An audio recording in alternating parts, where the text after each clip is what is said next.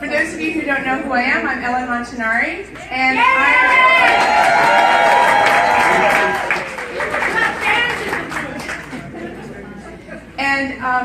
the reason that, for those of you who don't know who I am and say, what was that all about? I organize the rallies every Tuesday morning in front of Daryl Ice's office. And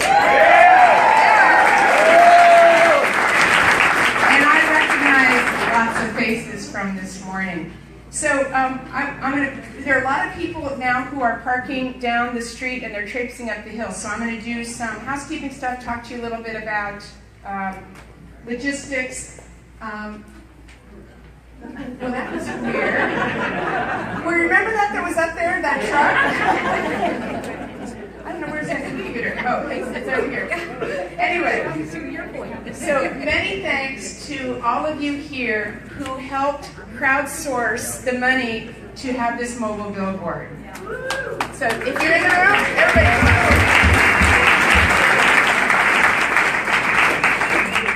We delivered an invitation to Daryl Ice's office for this town hall. And just like our first town hall where we delivered an invitation to him, he didn't even have the courtesy to respond. Do you know RSVP, the first word is the R is for respond? Never bothered to do that. So last time we held a town hall, we took out a full page ad in the Union Trib. This time, because that's kind of old school now, we've already done that, we decided to rent a mobile billboard and have him drive around District 49 hoping that people would see this, call his office. We got a couple of great shots of people up in Orange County who gathered around the truck. We had a great, I told this story today at the rally. We pulled into a mall parking lot that is not to be named, and we got permission from one of the restaurant owners that will not be named to park in one of their spots. And then security had a cow and said, I need to call mall management.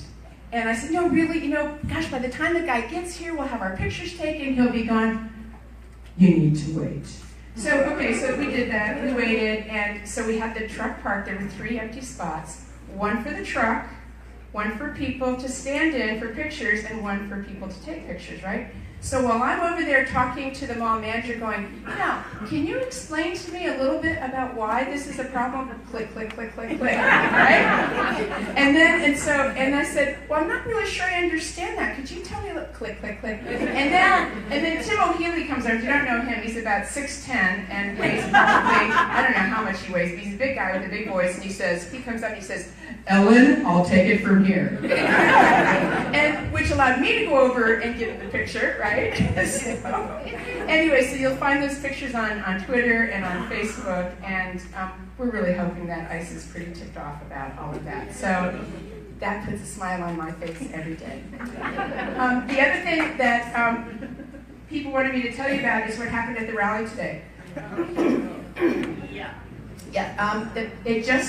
The story just came out in the Union Trib. It's online. I don't know if it's going to be in the paper, but it's definitely online. So go take a look at it. A story by Terry Figueroa. That, our Trump chicken, I don't know if you saw it, the chicken laid an egg. Well, you could say which came first. Anyway, because we do know who really came first. Today, but the balloon expanded and broke the egg. So we'll be doing some repairs. Anyway. It's Daryl trying to get out. Yeah, it's really wanting to get out. Oh, that I cannot unsee that. She said that was Daryl trying to get out. Okay, so here's then what happened is that the lieutenant who's there every week got just incensed about the chicken. And it's going to cause problems with traffic, and I'm going to call code enforcement, and they're going to tell you to take it down. I said, great, yeah, if it's a problem with traffic, fine, we'll take it down. Well, that wasn't quite enough. So no sooner did I turn around and see 4 deputy sheriffs out there issuing tickets to people parking. Now, this was supposed to be about blocking traffic. Guess who was blocking traffic, folks? That would be the sheriff. Right in the middle of traffic lanes, all 4 of them issuing tickets for people who didn't have a license plate on the front, or what were some of the other things? Wheels weren't turned in the right direction. People got There was one woman who got a ticket for unreasonable use of horn. And one of them actually, there's a mail carrier that comes by, and she always just goes, toot, toot. And she went by and went, toot, toot. Boom, a deputy was after her, pulled her over, took her license number, so I'm praying that she did not get a ticket. I mean, she didn't get a ticket, but hopefully she wasn't reported. So, anyway, I have, in my own quiet way, those of you who know I'm actually quite quiet, I went out then and I've issued a public request for information for all the correspondence, both within and without the Sheriff's Department during that shift. Radio communications, emails, texts, service calls.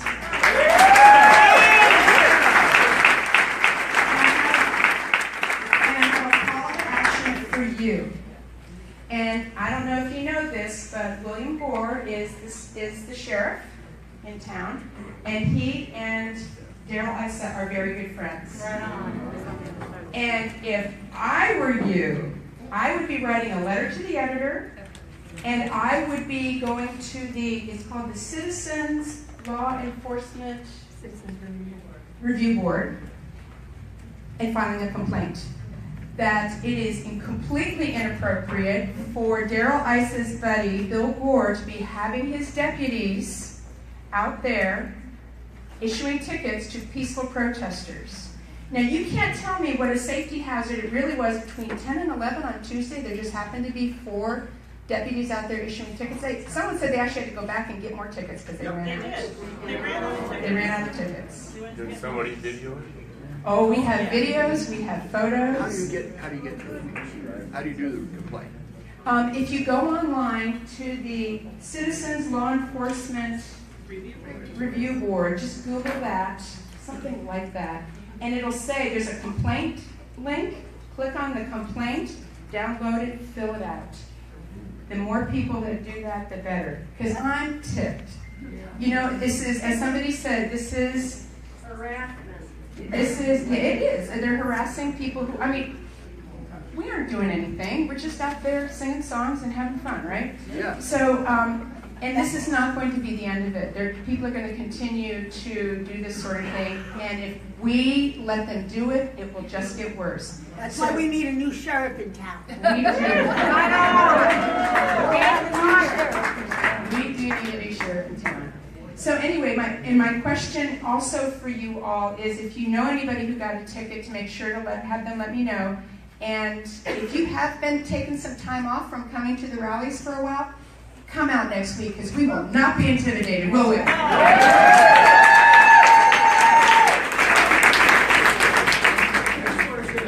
spoke to that lieutenant a couple months ago, because the cars that were driving up and down really fast, aggressively, asked him to just do something about that. And he said, we don't have enough manpower. Oh my gosh. Well, they had enough to give tickets for not having a license plate on the front of your car. All right, so let's start about today.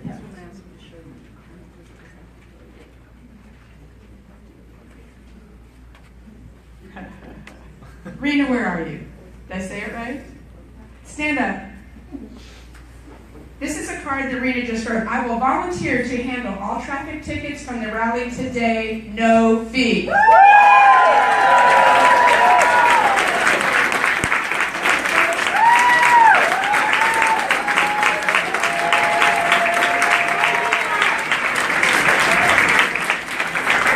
everybody, this is what democracy looks like.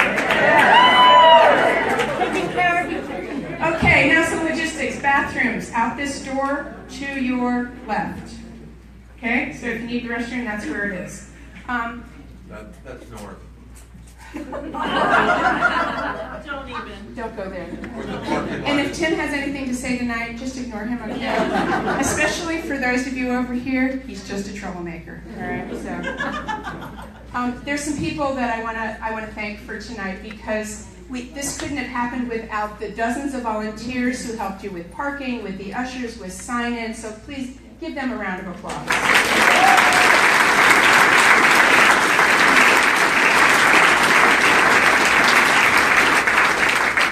And then there was institutional help, that we could not have done it without Amy with Help Access. Who also made a generous contribution. The folks from Not One Penny made a contribution to help pay for the cost of the hall.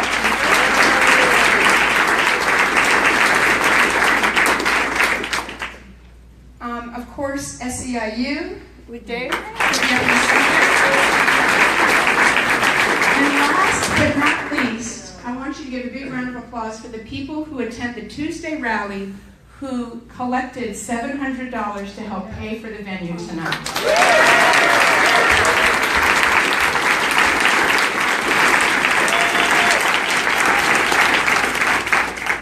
Okay, I have a couple of announcements. One is, I'm passing around, this is a hat. It doesn't look like a hat. It actually looks like a trash can, but pretend it's a hat. Because it really is kind of a trash can. And I'm going to start it right here. And you all can just pass it around. One of the ways that we got the nonprofit rate for this room today is that we agreed to raise money for a nonprofit. And we chose the North County Immigration Task Force.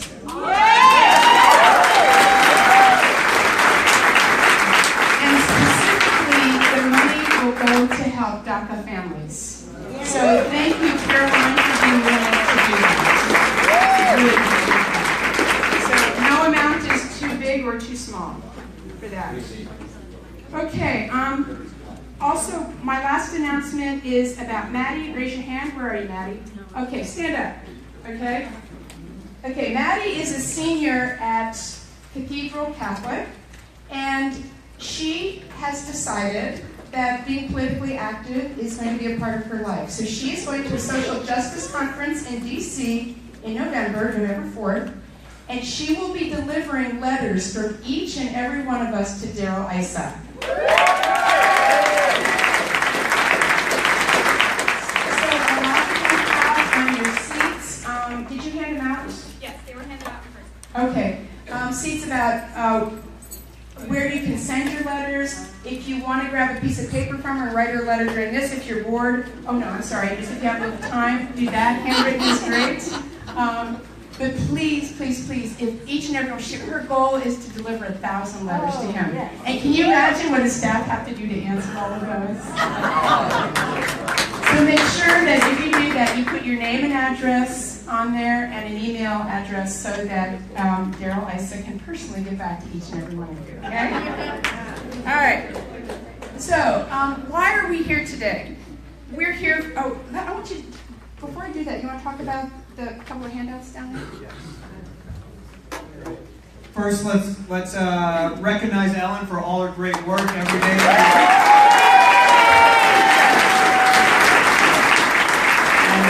My name is Dave Lagston. I'm proud to represent the members of SEIU that are our public servants, our park rangers, our nurses, our social workers. I want to, as Ellen has sort of set the tone already, we're here today not just to talk, but to take action. So I want to bring attention to some paperwork that's on your chair. Cipriano, who's part of the Flip to 49 team, will talk about it later. But there's two things. There's the upcoming events. These are canvases where we're talking to neighbors about the issues that are impacting our community. These are phone banks of the same thing. And this is a convenient volunteer sheet where you can check it off, and that way we can call you and remind you in case you forgot. So before you go, please take a moment, look at this, look at your calendar, not during the speakers, and fill out the days that you can come to volunteer, and Cipriano will explain a little bit more about how the program works. And again, we're here not just to talk, but to take action, and part of that is looking at your calendar and figuring out the days that you can make the commitment to talk to your neighbors about the impact of the Trump ICE agenda. Make sense? Yep. All right, thank you. I'll turn it back over to Ellen, and we'll jump back into the agenda. All right. So what we're going to be doing today is talking about the budget. Now, I don't know about you, but budgets, they make me snore. I'm sorry, Chris, but they are your life. Sad but true. I know. Okay. What I said at the rally this morning, I'm going to say again. I'll never forget my first accounting course where the instructor walked in and said, budgets are numerical representations of your goals. They are numerical representations of your goals. And all you have to do is look at the GOP budget and see exactly what their goals are. And that's why we're here today. We're here to talk about the budget, about all of the trillions of dollars that are going towards the wall in ICE enforcement, and what is, how that money is, where's that money going to come from? Because now we couple it, and that's why we included the not one penny folks in with this, because that was bad enough, just the budget right there. But now you give tax cuts to the uber wealthy and to large corporations. I don't know where the money's going to come from. Oh, yes, I do. We all know where it's going to come from. And that's what we're here to talk about today. And you will walk away with, I hope, a little bit more knowledge. It can get a little wonky at times. I know some of you worked all day, try to stay awake. Neighbors take care of each other. Somebody starts to snort, just give them an elbow. But the big thing we're going to do is talk about what it is that each and every one of us can do to fight this. We've been really successful so far, haven't we, in our resistance? We cannot quit on. So, I'm going to introduce our moderator, our MC, and you all have her bio, so you can look at that if you want to. I want to just tell you that I met Beth, Reverend Beth, probably at a rally. Yes. And I said, this woman is amazing. And if you haven't spent time with Reverend Beth, you really need to do so. This is the most moral, courageous, outrageous resistance fighter I have ever met.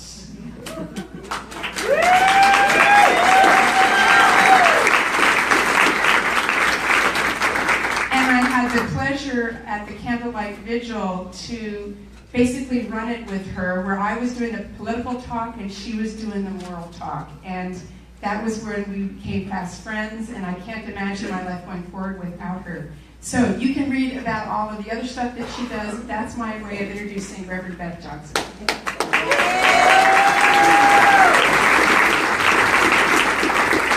All I want to say is it takes one to know one. Right? Again, another hand for Ellen and all that she's done.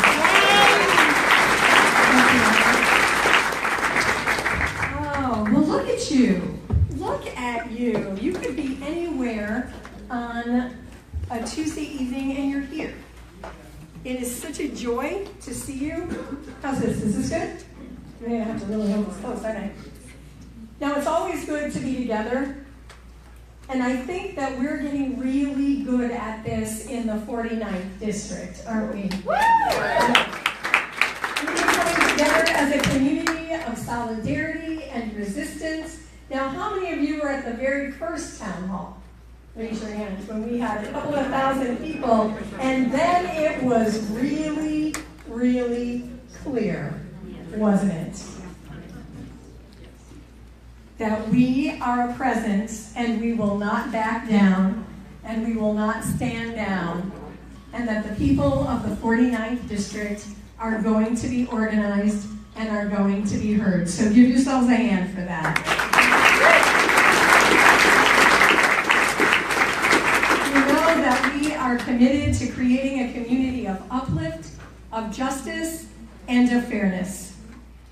Now, you know that the issues that we're facing are serious, and we're serious about ensuring that we have a budget that reflects our values. I love the definition that a policy, that a statistician would give. And what we know is that a budget is a moral document.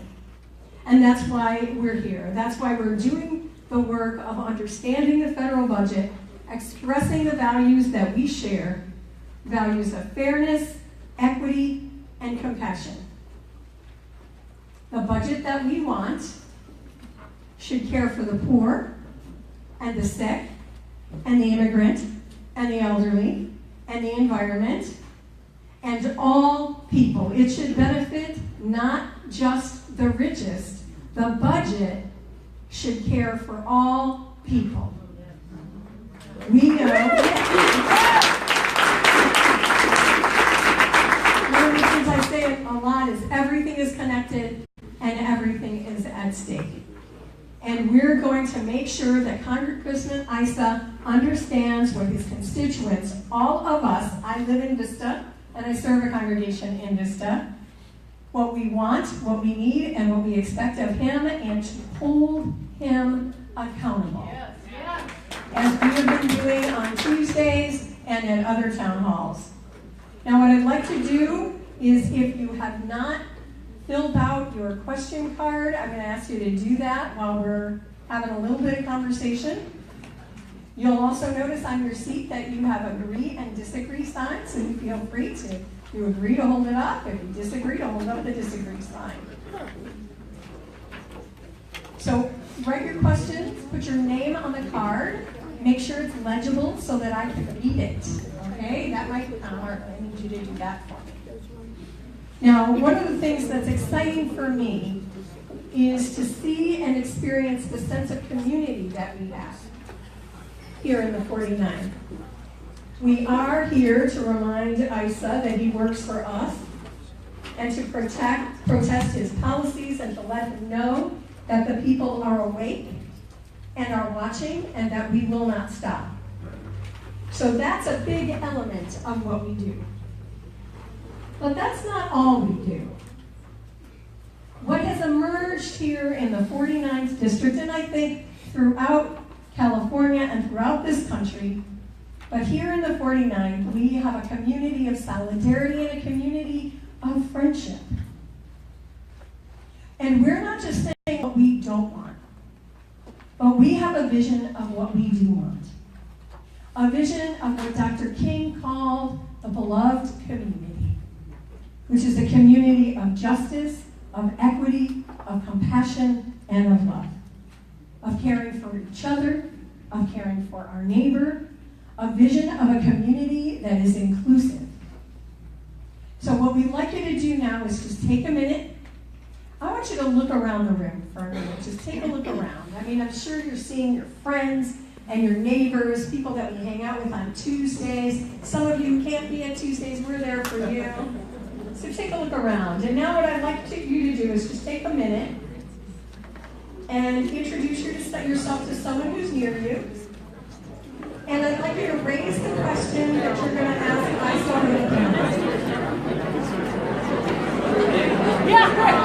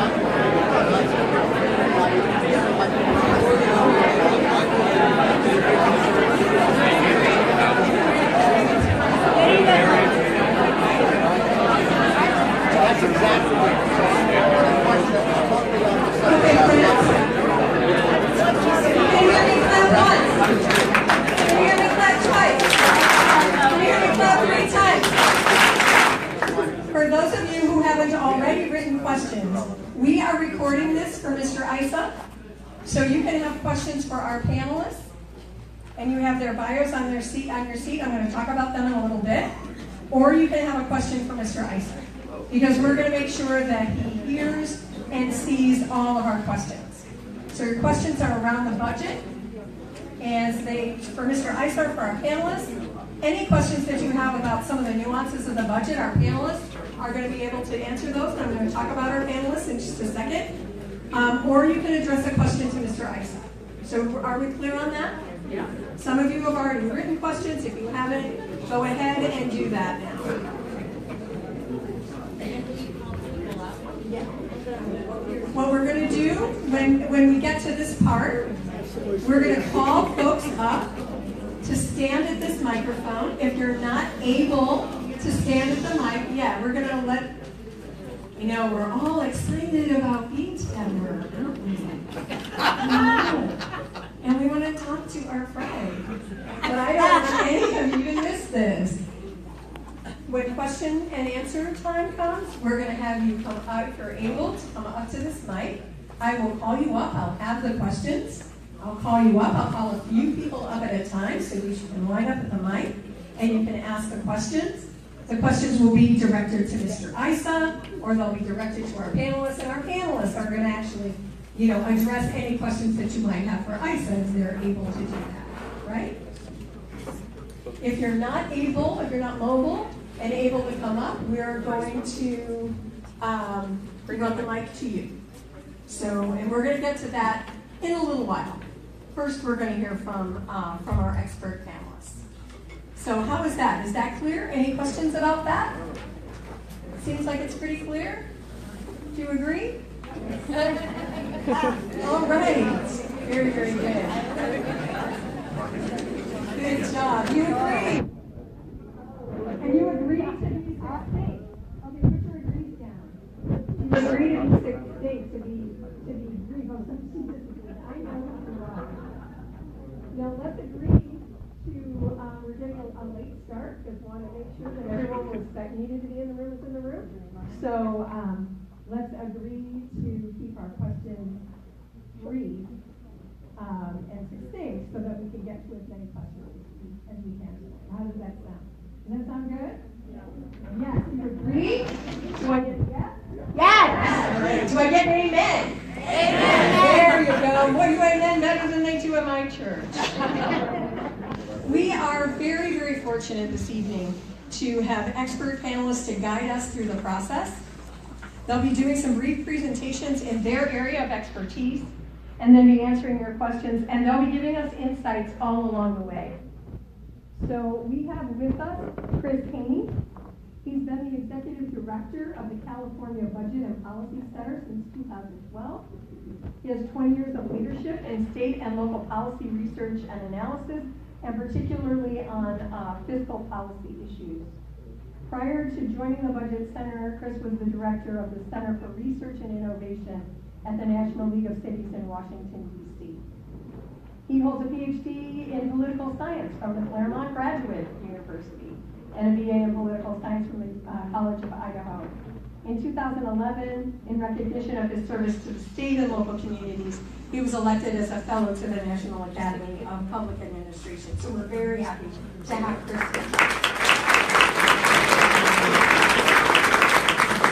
You already heard just a little bit about the amazing organizing ability of Amy Wiwuga. She is with Health Access Southern California. She's one of their community organizers, where she works to advance state and federal legislative policy to ensure that all Californians have access to quality, affordable health care. Prior to Health Access, Amy served. Yes. We're glad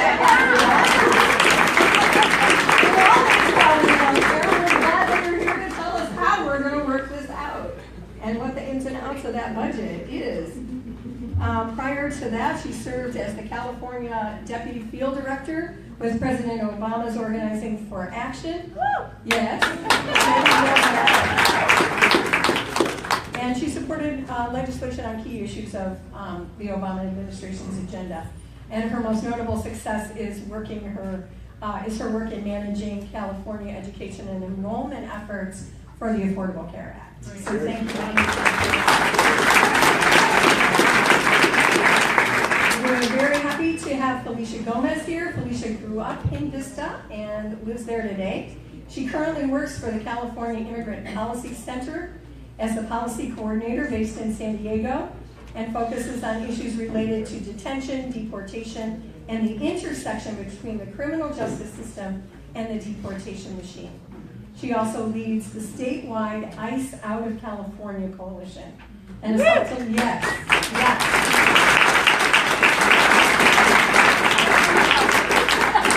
And has helped to lead the campaigns to pass bills like the Truth Act and the California Values Act here in California are recent success. I have seen her in action, and she is amazing. So let's give a hand to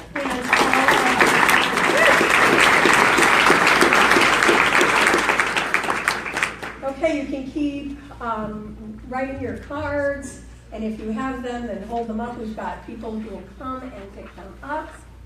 If you've got some cards, just raise them up, and we'll make sure folks come and get them. Some of our volunteers are going to do that right now. So, one of the things that we know is that we need to be informed. We need to understand the budget. And I don't know how many of you feel, as Ellen does, that a budget and your eyes glaze over, because it's complicated. And so we're here to hear from our panelists who are going to help. I don't know if you're going to simplify it for us, because I don't think it's a simple thing, but you're going to help us wade through some of the complexities, right? So we're going to hear from each of our panelists for a brief presentation, and then we're going to open it up for questions. And Chris, I'm going to start with you. You want to come up? Yeah, I might as well stand. Sure thing. Yeah, it's a little easier. I can wave around. Yeah, so you can wave your hands around. Right, exactly. I can wave my hands around Yes. that way. So good evening. We're going to talk about the budget. I try that every audience. That's about as good as it gets, actually. Actually, way better than the usual audience that I present to.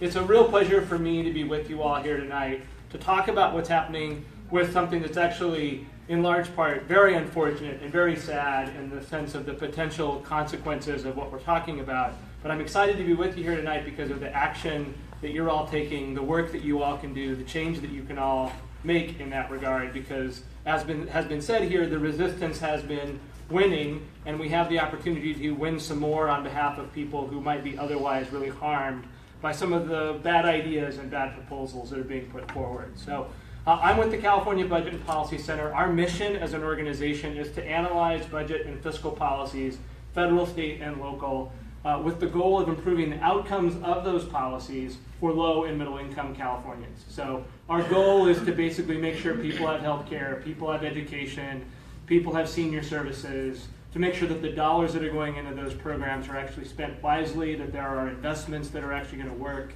and to hold our state and local officials accountable, and where needed, our federal officials, when they make those communities. So that's why we're here. We're sort of budget nerds by training, but we're here to help you all make the case for the change that you want to see. And we work very closely with organizations like my colleagues here on the dais and the work that they do in terms of our helping them make the case for the kind of change they want to see. My own background as I come to this is I come from a low-income family.